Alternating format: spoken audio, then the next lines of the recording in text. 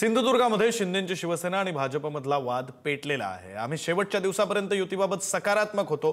सिंधुदुर्गातील भाजप जिल्हाध्यक्ष प्रभाकर सावंत यांनी हे वक्तव्य केलंय। प्रत्येक गोष्टीत प्रदेशाध्यक्षांना जबाबदार धरणं हे योग्य नसल्याचं सुद्धा प्रभाकर सावंतांनी म्हटलेलं आहे।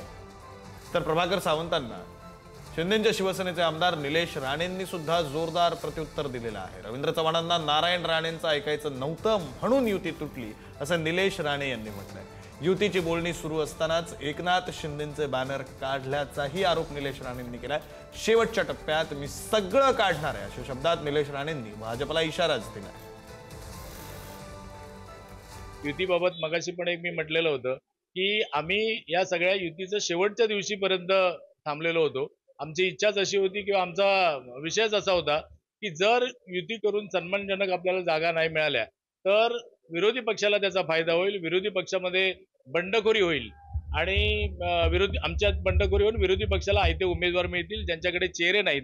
आणि तुम्ही बघितलं तर मालवण सारख्या शहरामध्ये तसं झालेलं आहे। आमच्या नगराध्यक्ष पदासाठी दावेदारी केलेले उमेदवार सुद्धा विरोधी पक्षाकडे गेलेले आहेत उमेदवारीच्या या सगळ्या विषयावरून। आणि तसं बघितलं तर सेनेने 2 दिवस अगोदरच आपला उमेदवार जाहीर केला, एबी फॉर्म देऊन टाकले। आम्ही मात्र हे सगळं शेवटच्या दिवशी केलं। माझा विषय एवढाच आहे की एवढं मोठं पद प्रदेशाध्यक्ष, रत्नागिरीमध्ये एक न्याय, सिंधुदुर्गामध्ये एक न्याय, अच्छा आम्ही सगळं 50-50 वर ऐकत होतो। हे सगळं माझं काल बोलून झालं आहे। रत्नागिरीमध्ये अख्खी BJP फक्त 20 सीटांवर लढते,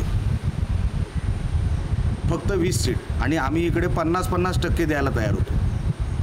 हे अजिबात कार्यकर्त्यांचं जे कारण सांगतायत ते साफ खोटं आहे, त्याच्यामध्ये काही तथ्य नाही। एक तर तुम्ही राणेसाहेबांना या निवडणुकीपासून बाजूला ठेवलं, त्यांचं ऐकलं नाही, आणि प्लस तुम्ही सांगताय की कार्यकर्त्यांची मागणी